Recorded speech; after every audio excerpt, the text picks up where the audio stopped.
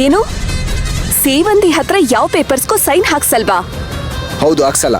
ಬೇಕಾದ್ರೆ ನೀನೇ ಹೋಗಿ ಹಾಕಿಸ್ಕೊ. ಅಲ್ಲ ಅದೇ ಯಾಕಂತ? ಅವಳು ಮೊದಲಿನ ಸೇವಂತಿ ಅಲ್ಲ ಮೀರಾ.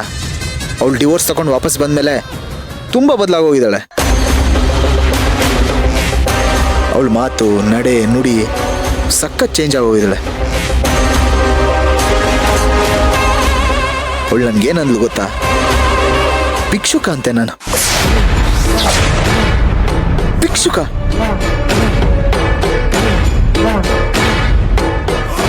ನಾನು ಅವಳ ಮುಂದೆ ಕೈ ಚಾಚಿ ಅಮ್ಮ ತಾಯಿ ಆಸ್ತಿ ಬರ್ಕೊಡು ಅಂತ ಅಂಗಲಾಚಿ ಭಿಕ್ಷೆ ಬೇಡ್ತಿದ್ದೇನಂತೆ. ಇವೆಲ್ಲ ಬೇಕಿತ್ತ ನನಗೆ ಮಾತು? ಒಂದೊಂದ್ಸಲ ಪರಿಸ್ಥಿತಿ ಎಂತವ್ರನ್ನಾದ್ರೂ ಏನೇನೋ ಮಾತುಗಳನ್ನ ಆಡಿಸ್ಬಿಡುತ್ತೆ. ಅದಕ್ಕೆ ನಾವು ಹೆದರ್ಕೋಬಾರ್ದು. ನಮ್ ಗುರಿ ಏನಿದೆಯೋ ಅದ್ರ ಕಡೆ ನಾವು ನುಗ್ತಾ ಇರ್ಬೇಕು. ಅಜ್ಜಿ ನಂಗೆ ಹೆಂಗೆಲ್ಲ ಬೈದಿಲ್ಲ. ಮಾರಿ, ಹೆಮ್ಮಾರಿ, ಗತಿಗೆಟ್ಟೋಳು, ಅನ್ನ ಕಾಣ್ದೆ ಇರೋಳು ಯಾವ್ದ್ ತಾನೇ ಉಳ್ಸಿದಾರವ್ರು.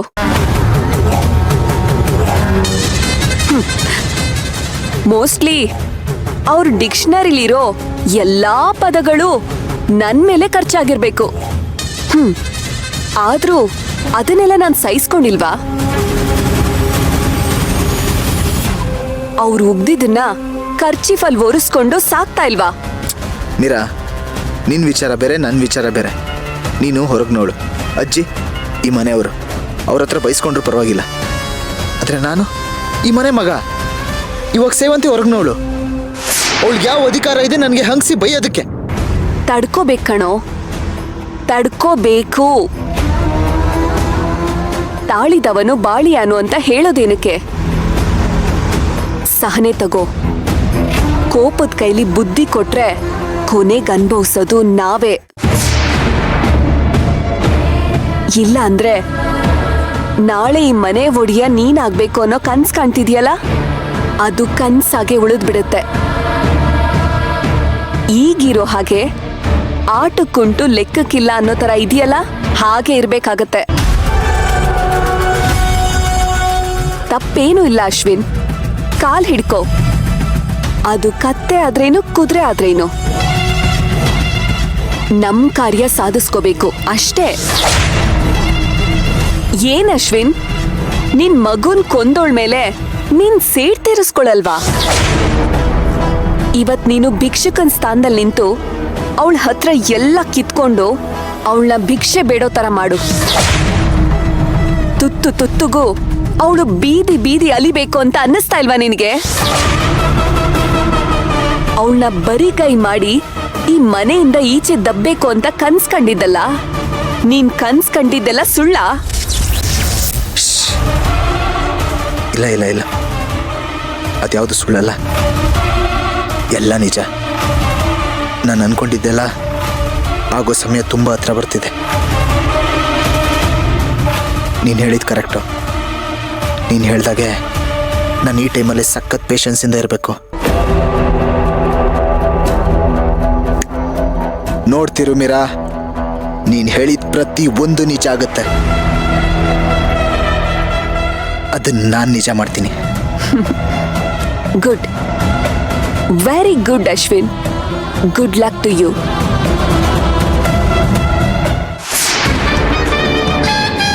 ನಾನೀ ಮನೆ ಮೊಮ್ಮಗಳು. ನೀನು ನಿನ್ ಲಿಮಿಟ್ನ ತಿಳ್ಕೊಂಡು ಮಾತಾಡೋದು ನಿನಗೆ ಒಳ್ಳೇದು.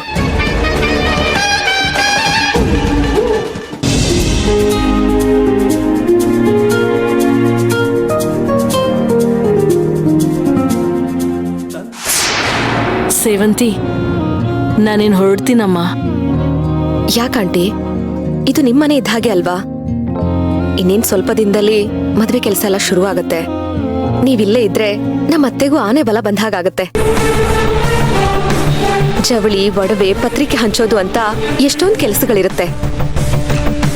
ನೀವು ಇಲ್ಲೇ ಇದ್ಬಿಡಿ. ನೀವಿಲ್ಲೇನು ಸಂಕೋಚ ಮಾಡ್ಕೋಬೇಡಿ. ನೀವಿಲ್ಲಿರೋದಕ್ಕೆ ಏನೇನು ವ್ಯವಸ್ಥೆ ಬೇಕೋ ಎಲ್ಲದನ್ನು ನಾನೇ ಮಾಡ್ಕೊಡ್ತೀನಿ. ನೋಡಿ, ಮಗಳ ಮದ್ವೆ ನಡೀತಾ ಇದೆ. ಆ ಸಂಭ್ರಮನ ನೀವು ಕಣ್ತುಂಬ ನೋಡಬಹುದು, ಆ ಸಂತೋಷನ ಅನುಭವಿಸಬಹುದು. ಇಲ್ಲಮ್ಮ, ನಾನದೆಲ್ಲ ಕೇಳ್ಕೊಂಡ್ ಬಂದಿಲ್ಲ.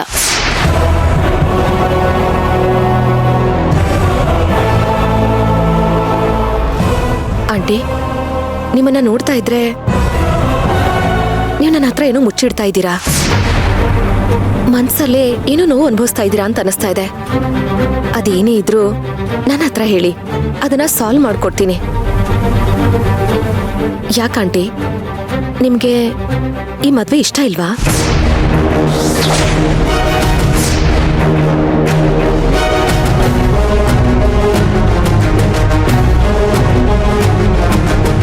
ಹೇಳಿ ಆಂಟಿ, ಇಷ್ಟ ಇದೆಯೋ ಇಲ್ವೋ? ಇಲ್ಲ.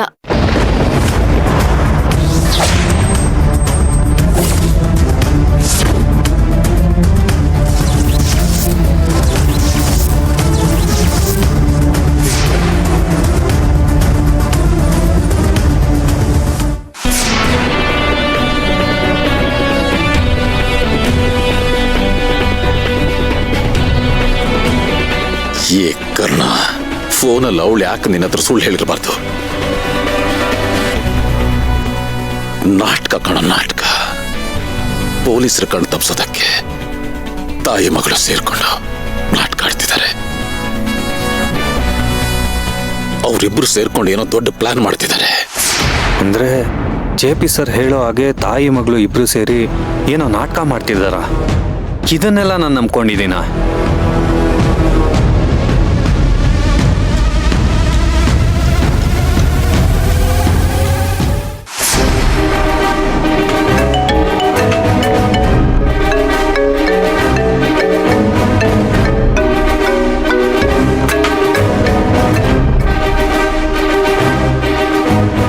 ಹಲೋ ಅಮ್ಮ, ನಾನು ಮಾತಾಡ್ತಿರೋದು. ನೆನ್ನೆ ಫೋನ್ ಮಾಡಿದ್ನಲ್ಲ ಚೀಟಿ ವಿಷಯಕ್ಕೆ. ಗೊತ್ತಾಯ್ತು, ಹೇಳಪ್ಪ.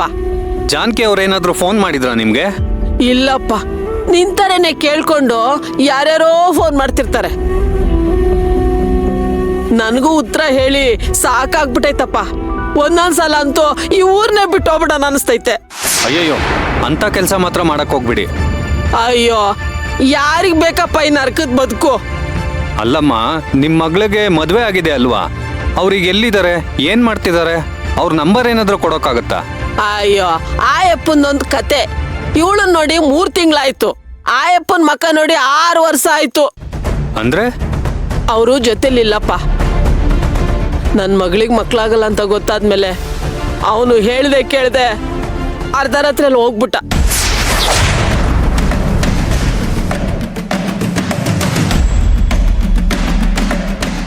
ಅವತ್ತಿಂದ ಇವತ್ತಿನವರೆಗೂ ಆ ಮನ್ಸ ಎಲ್ಲೋದ್ನೋ ಏನಾದ್ನೋ ಒಂದು ಗೊತ್ತಿಲ್ಲ.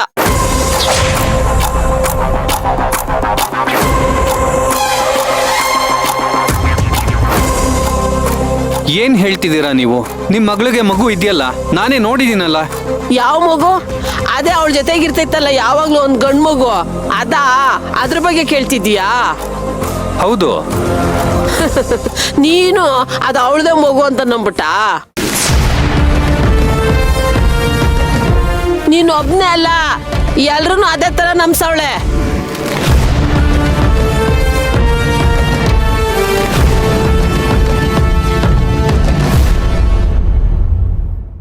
ಆ ಮಗು ದರಿದ್ರ ಮಗು, ಅವಳ ಜನ್ಮ ಕಟ್ಟಿ ಶಾಪ ಅದು.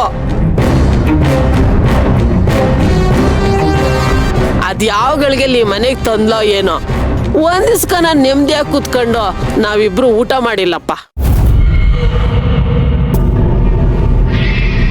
ಕಷ್ಟದ ಮೇಲೆ ಕಷ್ಟ ಇನ್ನೂ ಅನುಭವಿಸ್ತಲೇ ಇದ್ದೀವಿ. ಮಗು ಅವ್ರದಲ್ಲ ಅಂದ್ಮೇಲೆ ಅದಿನ್ ಯಾರ ಮಗು? ಯಾರಿಗ್ ಗೊತ್ತು? ಯಾರು ಎತ್ತು ತಿಪ್ಪೆಗುಂಡೆಯಲ್ಲಿ ಎಸ್ತಿದ್ರೋ ಇಲ್ಲಿಗೆ ಬಂದು ಅಕ್ಕರ್ಸ್ಕಂತು.